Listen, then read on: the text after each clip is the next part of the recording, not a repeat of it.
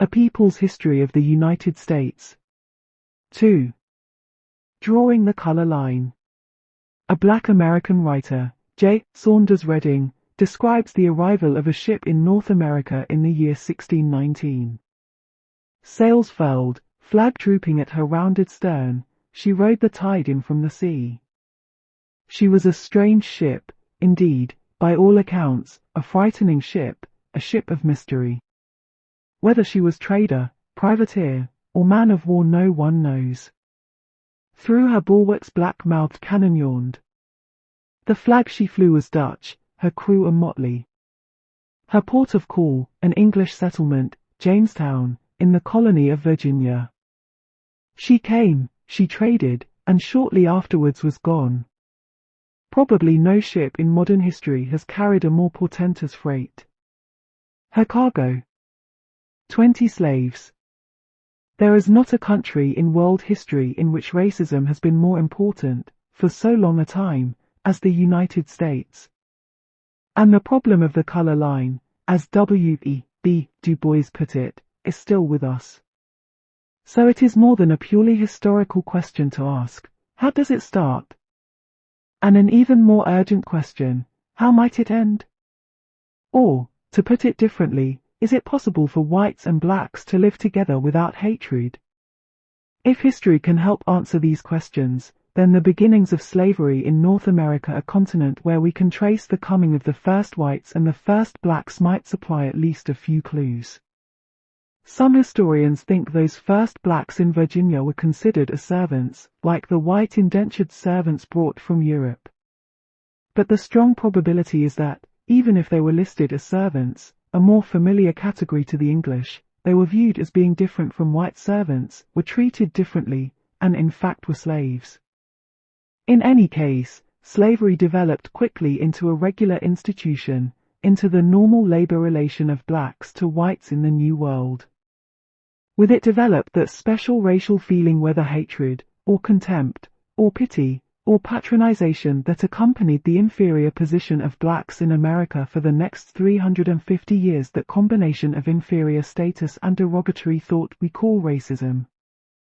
Everything in the experience of the first white settlers acted as a pressure for the enslavement of blacks. The Virginians of 1619 were desperate for labor, to grow enough food to stay alive. Among them were survivors from the winter of 1609–1610, the starving time, when, crazed for want of food, they roamed the woods for nuts and berries, dug up graves to eat the corpses, and died in batches until 500 colonists were reduced to 60. In the Journals of the House of Burgesses of Virginia is a document of 1619 which tells of the first 12 years of the Jamestown colony. The first settlement had 100 persons, who had one small ladle of barley per meal. When more people arrived, there was even less food. Many of the people lived in cave-like holes dug into the ground, and in the winter of 1609–1610, they were driven through insufferable hunger to eat those things which nature most abhorred, the flesh and excrements of man as well of our own nation as of an Indian, digged by some out of his grave after he had laid buried their days, and wholly devoured him. Others, envying the better state of body of any whom hunger has not yet so much wasted as their own, lay wait and threatened to kill and eat them. One among them slew his wife as she slept in his bosom, cut her in pieces, salted her, and fed upon her till he had clean devoured all parts saving her head. A petition by 30 colonists to the House of Burgesses, complaining against the 12-year governorship of Sir Thomas Smith, said, in those 12 years of Sir Thomas Smith, his government, we aver that the colony for the most part remained in great want and misery under most severe and cruel laws. The allowance in those times for a man was only 8 ounces of meal and half a pint of peas for a day, mouldy, rotten, full of cobwebs and maggots, loathsome to man and not fit for beasts, which forced many to flee for relief to the savage enemy, who being taken again were put to sundry deaths, as by hanging, shooting, and breaking upon the wheel, of whom one for stealing 2 or 3 pints of oatmeal had a bodkin thrust through his tongue and was tied with a chain to a tree until he starved. The Virginians needed labor, to grow corn for subsistence, to grow tobacco for export. They had just figured out how to grow tobacco, and in 1617 they sent off the first cargo to England.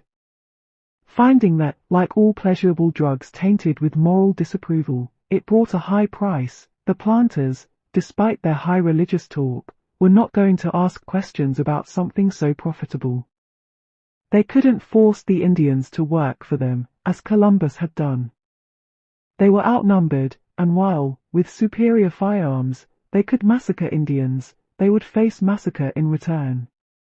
They could not capture them and keep them enslaved. The Indians were tough, resourceful, defiant, and at home in these woods, as the transplanted Englishmen were not. White servants had not yet been brought over in sufficient quantity. Besides, they did not come out of slavery, and did not have to do more than contract their labor for a few years to get their passage and a start in the New World. As for the free white settlers, many of them were skilled craftsmen, or even men of leisure back in England, who were so little inclined to work the land that John Smith, in those early years, had to declare a kind of martial law, organize them into work gangs, and force them into the fields for survival. There may have been a kind of frustrated rage at their own ineptitude, at the Indians' superiority at taking care of themselves, that made the Virginians especially ready to become the masters of slaves. Edmund Morgan imagines their mood as he writes in his book American Slavery, American Freedom. If you were a colonist, you knew that your technology was superior to the Indians. You knew that you were civilized, and they were savages, but your superior technology had proved insufficient to extract anything. The Indians, keeping to themselves, laughed at your superior methods and lived from the land more abundantly and with less labor than you did, and when your own people started deserting in order to live with them, it was too much, so you killed the Indians, tortured them, burned their villages, burned their cornfields. It proved your superiority, in spite of your failures. And you gave similar treatment to any of your own people who succumbed to their savage ways of life. But you still did not grow much corn. Black slaves were the answer. And it was natural to consider imported blacks as slaves, even if the institution of slavery would not be regularized and legalized for several decades. Because, by 1619, 1 million blacks had already been brought from Africa to South America and the Caribbean, to the Portuguese and Spanish colonies, to work as slaves. 50 years before Columbus, the Portuguese took 10 African blacks to Lisbon. This was the start of a regular trade in slaves. African blacks had been stamped as slave labor for 100 years. So it would have been strange if those 20 blacks, forcibly transported to Jamestown, and sold as objects to settlers anxious for a steadfast source of labor, were considered as anything but slaves. Their helplessness made enslavement easier. The Indians were on their own land. The whites were in their own European culture. The blacks had been torn from their land and culture, forced into a situation where the heritage of language, dress, custom, family relations, was bit by bit obliterated except for remnants that blacks could hold on to by sheer, extraordinary persistence. Was their culture inferior and so subject to easy destruction? Inferior in military capability, yes, vulnerable to whites with guns and ships. But in no other way except that cultures that are different are often taken as inferior, especially when such a judgment is practical and profitable. Even militarily, while the Westerners could secure forts on the African coast, they were unable to subdue the interior and had to come to terms with its chiefs. The African civilization was as advanced in its own way as that of Europe. In certain ways, it was more admirable, but it also included cruelties, hierarchical privilege, and the readiness to sacrifice human lives for religion or profit. It was a civilization of 100 million people, using iron implements and skilled in farming. It had large urban centers and remarkable achievements in weaving, ceramics, sculpture. European travelers in the 16th century were impressed with the African kingdoms of Timbuktu and Mali, already stable and organized at a time when European states were just beginning to develop into the modern nation. In 1563, Ramusio, secretary to the rulers in Venice, wrote to the Italian merchants, Let them go and do business with the king of Timbuktu and Mali, and there is no doubt that they will be well received there with their ships and their goods, and treated well, and granted the favours that they ask.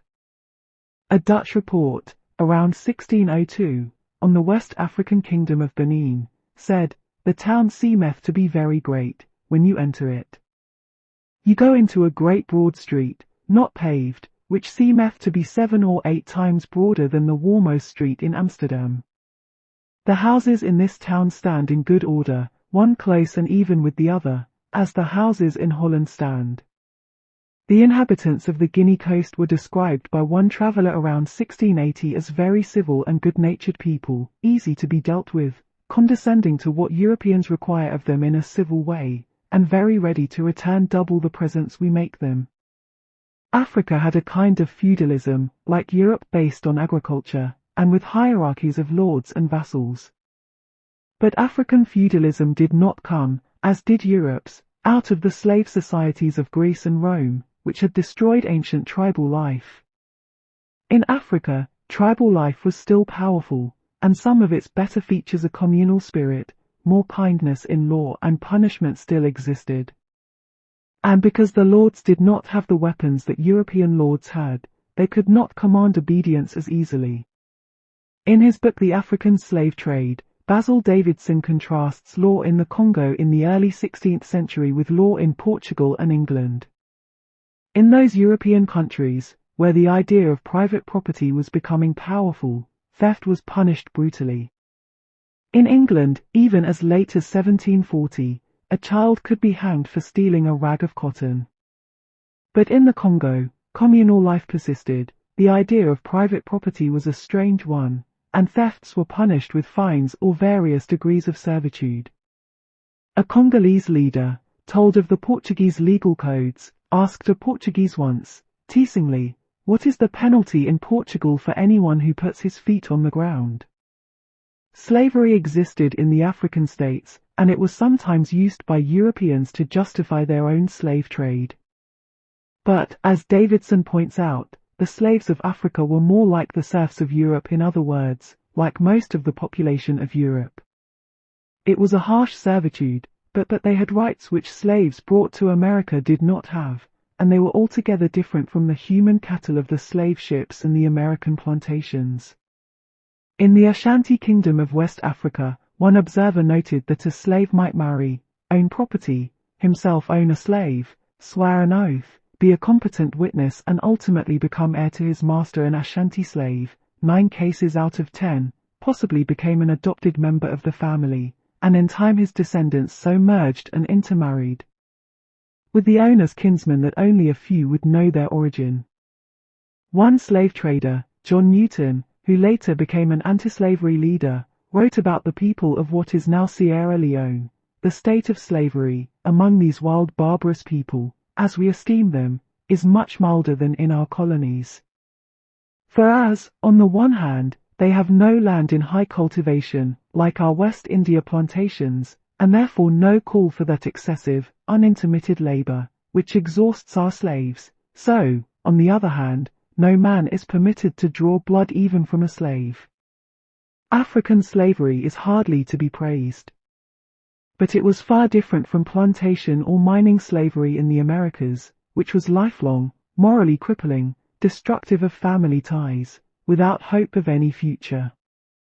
African slavery lacked 2 elements that made American slavery the most cruel form of slavery in history: the frenzy for limitless profit that comes from capitalistic agriculture, the reduction of the slave to less than human status by the use of racial hatred, with that relentless clarity based on color, where white was master, black was slave. In fact, it was because they came from a settled culture, of tribal customs and family ties, of communal life and traditional ritual, that African blacks found themselves especially helpless when removed from this. They were captured in the interior, frequently by blacks caught up in the slave trade themselves, sold on the coast, then shoved into pens with blacks of other tribes, often speaking different languages. The conditions of capture and sale were crushing affirmations to the black African of his helplessness in the face of superior force. The marches to the coast, sometimes for 1,000 miles, with people shackled around the neck, under whip and gun, were death marches, in which 2 of every 5 blacks died. On the coast, they were kept in cages until they were picked and sold.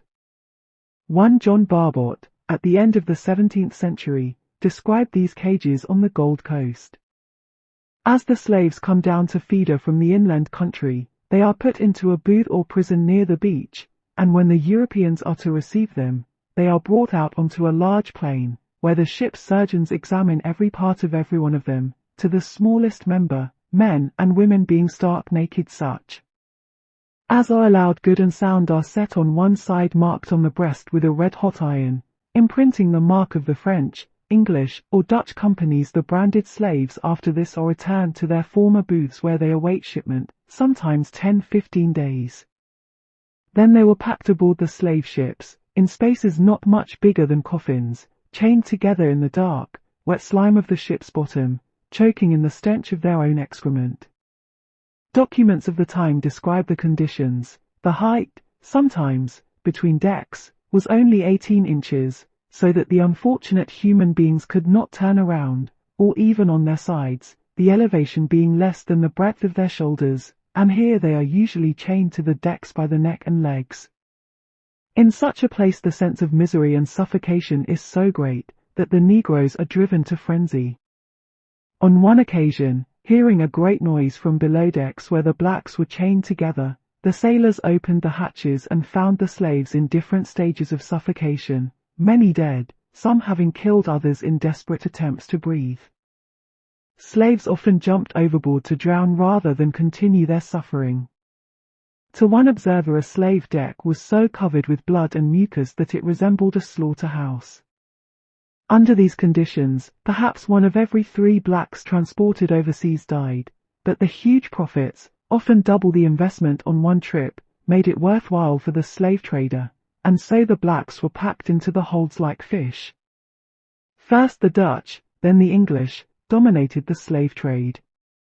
By 1795 Liverpool had more than 100 ships carrying slaves and accounted for half of all the European slave trade. Some Americans in New England entered the business, and in 1637 the first American slave ship, the Desire, sailed from Marblehead. Its hulls were partitioned into racks, 2 feet by 6 feet, with leg irons and bars. By 1800, 10 to 15 million blacks had been transported as slaves to the Americas, representing perhaps 1/3 of those originally seized in Africa. It is roughly estimated that Africa lost 50 million human beings to death and slavery in those centuries we call the beginnings of modern Western civilization, at the hands of slave traders and plantation owners in Western Europe and America, the countries deemed the most advanced in the world.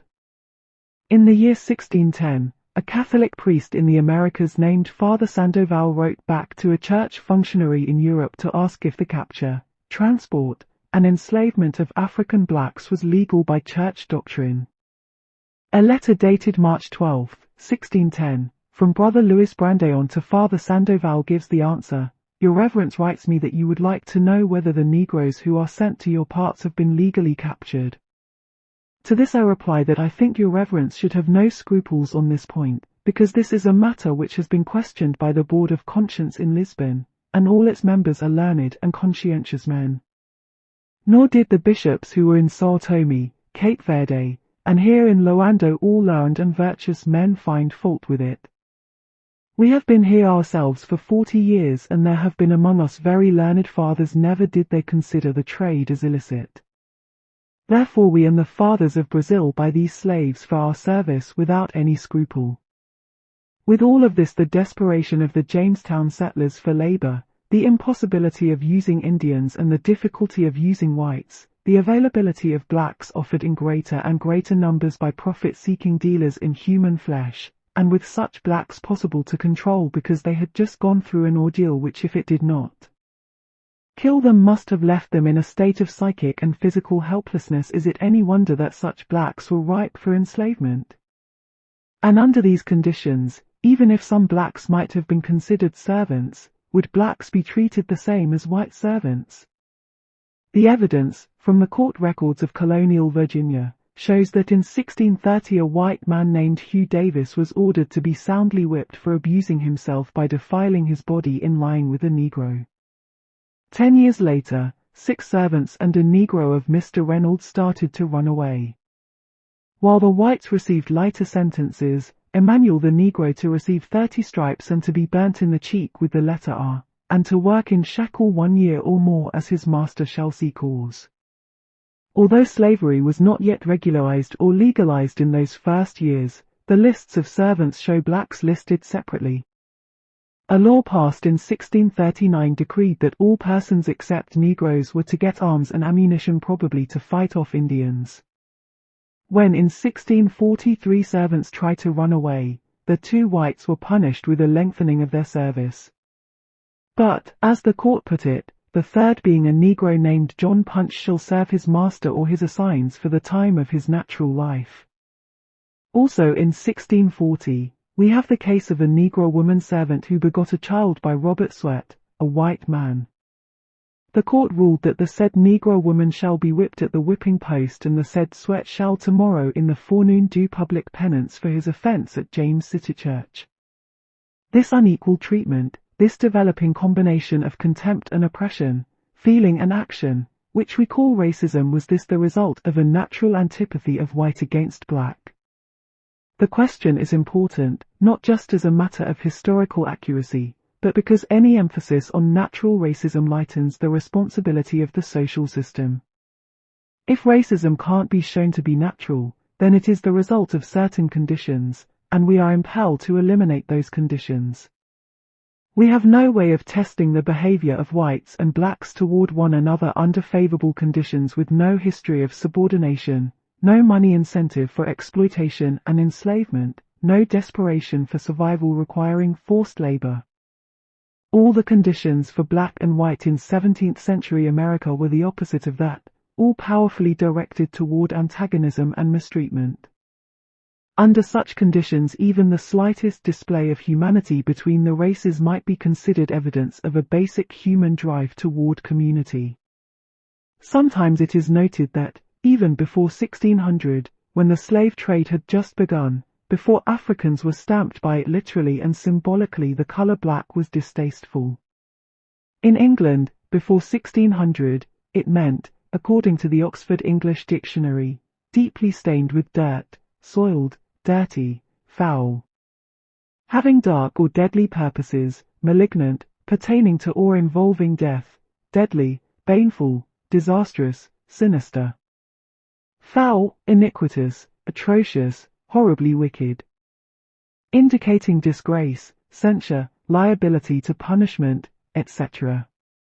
And Elizabethan poetry often used the color white in connection with beauty.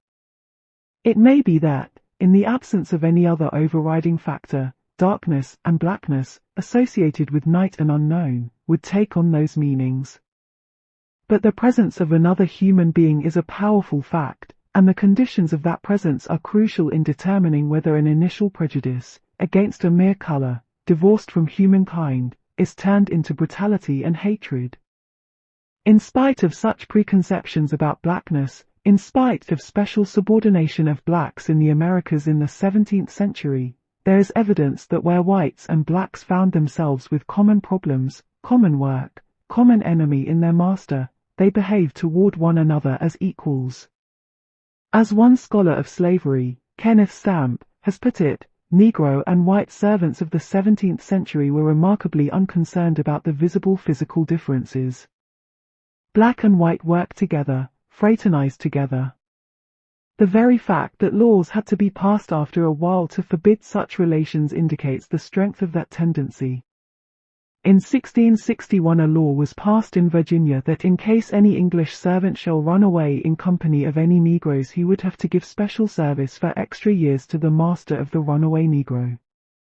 In 1691, Virginia provided for the banishment of any white man or woman being free who shall intermarry with a Negro, mulatto, or Indian man or woman bond or free.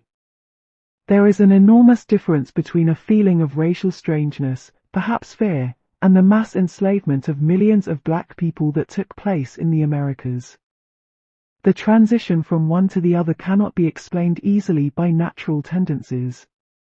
It is not hard to understand as the outcome of historical conditions. Slavery grew as the plantation system grew. The reason is easily traceable to something other than natural racial repugnance. The number of arriving whites, whether free or indentured servants, under 4 to 7 years contract, was not enough to meet the need of the plantations. By 1700, in Virginia, there were 6,000 slaves, 1/12 of the population. By 1763, there were 170,000 slaves, about half the population. Blacks were easier to enslave than whites or Indians. But they were still not easy to enslave. From the beginning, the imported black men and women resisted their enslavement. Ultimately, their resistance was controlled, and slavery was established for 3 million blacks in the South. Still, under the most difficult conditions, under pain of mutilation and death, throughout their 200 years of enslavement in North America, these Afro-Americans continued to rebel. Only occasionally was there an organized insurrection. More often they showed their refusal to submit by running away. Even more often, they engaged in sabotage, slowdowns, and subtle forms of resistance which asserted, if only to themselves and their brothers and sisters, their dignity as human beings. The refusal began in Africa.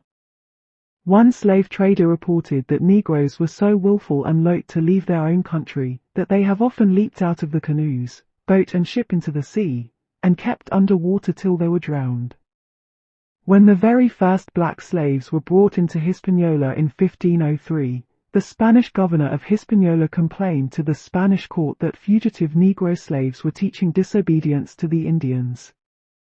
In the 1520s and 1530s, there were slave revolts in Hispaniola, Puerto Rico, Santa Marta, and what is now Panama. Shortly after those rebellions, the Spanish established a special police for chasing fugitive slaves. A Virginia statute of 1669 referred to the obstinacy of many of them, and in 1680 the Assembly took note of slave meetings under the pretense of feasts and brawls which they considered of dangerous consequence.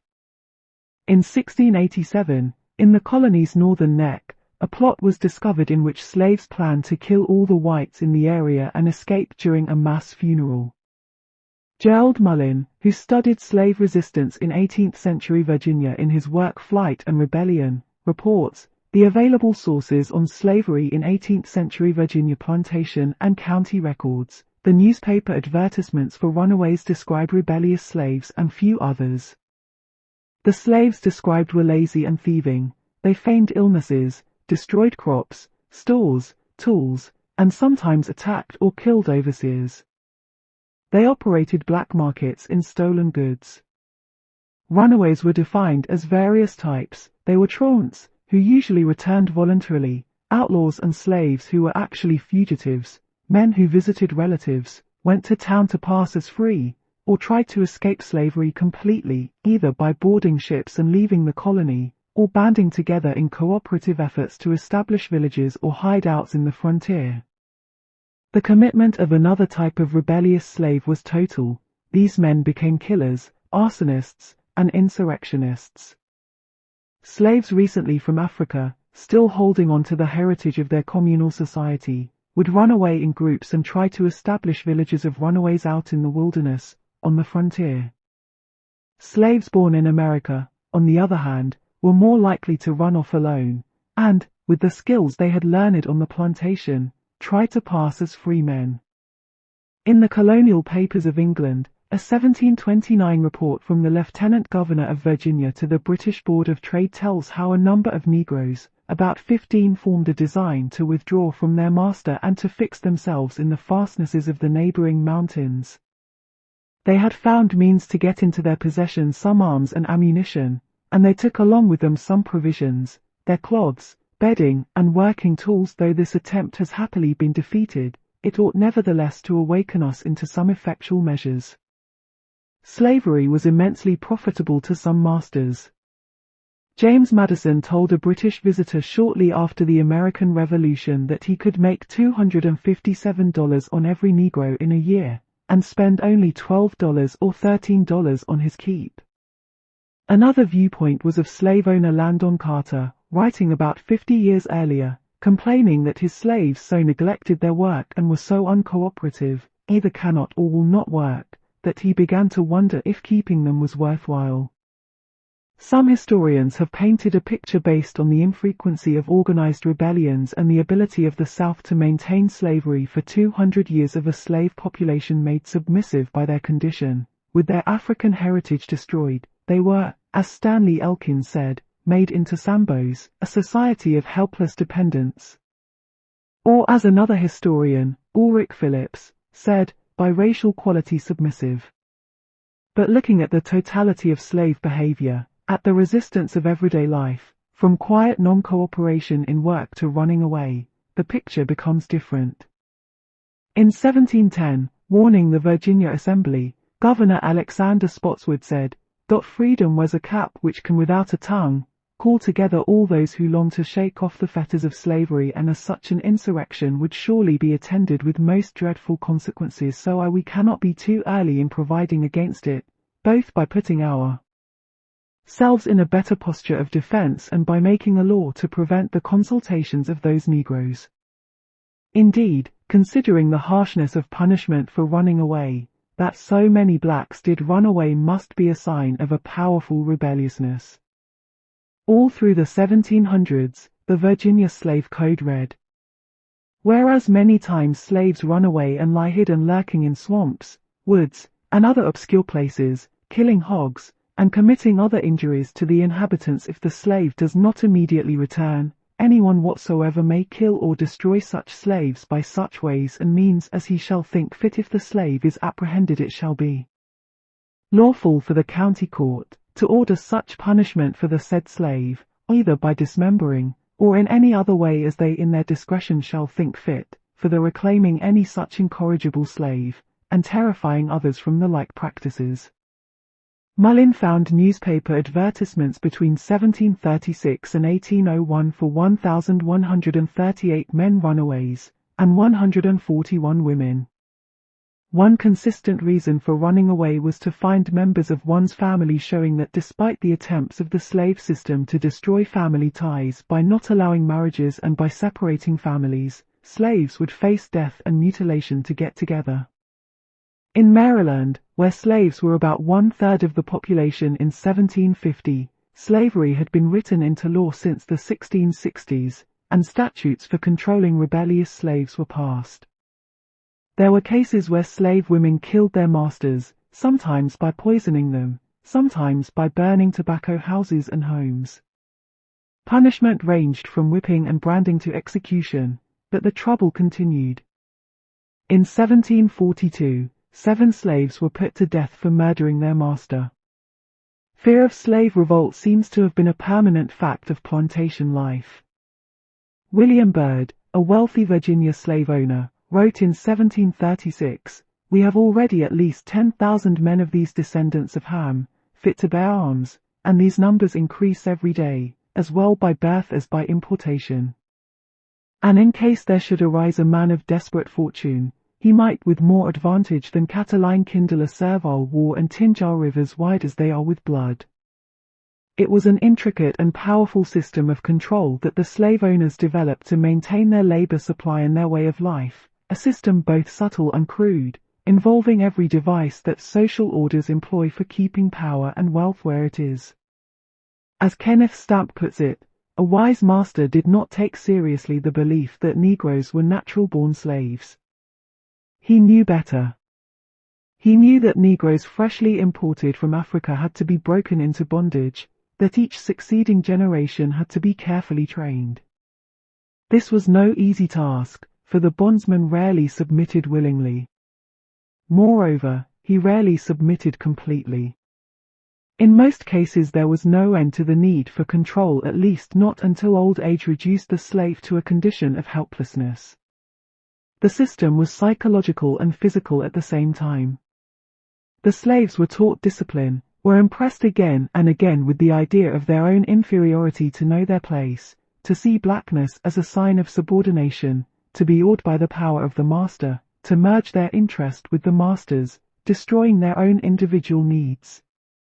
To accomplish this there was the discipline of hard labor, the breakup of the slave family, the lulling effects of religion, which sometimes led to great mischief, as one slaveholder reported, the creation of disunity among slaves by separating them into field slaves and more privileged house slaves, and finally the power of law and the immediate power of the overseer to invoke whipping, burning, mutilation, and death. Dismemberment was provided for in the Virginia Code of 1705. Maryland passed a law in 1723 providing for cutting off the ears of blacks who struck whites, and that for certain serious crimes, slaves should be hanged and the body quartered and exposed. Still, rebellions took place, not many, but enough to create constant fear among white planters. The first large-scale revolt in the North American colonies took place in New York in 1712. In New York, slaves were 10% of the population, the highest proportion in the northern states, where economic conditions usually did not require large numbers of field slaves. About 25 blacks and 2 Indians set fire to a building, then killed 9 whites who came on the scene. They were captured by soldiers, put on trial, and 21 were executed. The governor's report to England said, some were burnt, others were hanged, 1 broke on the wheel, and 1 hung alive in chains in the town. 1 had been burned over a slow fire for 8 to 10 hours, all this to serve notice to other slaves. A letter to London from South Carolina in 1720 reports, I am now to acquaint you that very lately we have had a very wicked and barbarous plot of the design of the Negroes rising with a design to destroy all the white people in the country and then to take Charlestown in full body, but it pleased God. It was discovered and many of them taken prisoners and some burnt and some hanged and some banished. Around this time there were a number of fires in Boston and New Haven, suspected to be the work of Negro slaves. As a result, 1 Negro was executed in Boston, and the Boston Council ruled that any slaves who on their own gathered in groups of 2 or more were to be punished by whipping. At Stono, South Carolina, in 1739, about 20 slaves rebelled, killed 2 warehouse guards, stole guns and gunpowder, and headed south, killing people in their way, and burning buildings. They were joined by others, until there were perhaps 80 slaves in all and, according to one account of the time, they called out liberty, marched on with colors displayed, and 2 drums beating. The militia found and attacked them. In the ensuing battle perhaps 50 slaves and 25 whites were killed before the uprising was crushed. Herbert Aptheker, who did detailed research on slave resistance in North America for his book American Negro Slave Revolts, found about 250 instances where a minimum of 10 slaves joined in a revolt or conspiracy. From time to time, whites were involved in the slave resistance. As early as 1663, indentured white servants and black slaves in Gloucester County, Virginia, formed a conspiracy to rebel and gain their freedom. The plot was betrayed, and ended with executions. Mullin reports that the newspaper notices of runaways in Virginia often warned ill-disposed whites about harboring fugitives. Sometimes slaves and free men ran off together, or cooperated in crimes together. Sometimes, black male slaves ran off and joined white women. From time to time, white ship captains and watermen dealt with runaways, perhaps making the slave a part of the crew. In New York in 1741, there were 10,000 whites in the city and 2,000 black slaves. It had been a hard winter and the poor slave and free had suffered greatly. When mysterious fires broke out, blacks and whites were accused of conspiring together. Mass hysteria developed against the accused. After a trial full of lurid accusations by informers and forced confessions, 2 white men and 2 white women were executed, 18 slaves were hanged, and 13 slaves were burned alive. Only one fear was greater than the fear of black rebellion in the new American colonies. That was the fear that discontented whites would join black slaves to overthrow the existing order. In the early years of slavery, especially, before racism as a way of thinking was firmly ingrained, while white indentured servants were often treated as badly as black slaves, there was a possibility of cooperation. As Edmund Morgan sees it, there are hints that the two despised groups initially saw each other as sharing the same predicament. It was common, for example, for servants and slaves to run away together, steal hogs together, get drunk together. It was not uncommon for them to make love together. In Bacon's Rebellion, one of the last groups to surrender was a mixed band of 80 Negroes and 20 English servants. As Morgan says, masters, initially at least, perceived slaves in much the same way they had always perceived servants: shiftless, irresponsible, unfaithful, ungrateful, dishonest. And if freemen with disappointed hopes should make common cause with slaves of desperate hope, the results might be worse than anything Bacon had done. And so, measures were taken. About the same time that slave codes, involving discipline and punishment, were passed by the Virginia Assembly, Virginia's ruling class, having proclaimed that all white men were superior to black, went on to offer their social, but white, inferiors a number of benefits previously denied them. In 1705 a law was passed requiring masters to provide white servants whose indenture time was up with 10 bushels of corn, 30 shillings, and a gun, while women servants were to get 15 bushels of corn and 40 shillings. Also, the newly freed servants were to get 50 acres of land. Morgan concludes, once the small planter felt less exploited by taxation and began to prosper a little, he became less turbulent, less dangerous, more respectable. He could begin to see his big neighbor not as an extortionist but as a powerful protector of their common interests. We see now a complex web of historical threads to ensnare blacks for slavery in America: the desperation of starving settlers, the special helplessness of the displaced African, the powerful incentive of profit for slave trader and planter, the temptation of superior status for poor whites, the elaborate controls against escape and rebellion, the legal and social punishment of black and white collaboration.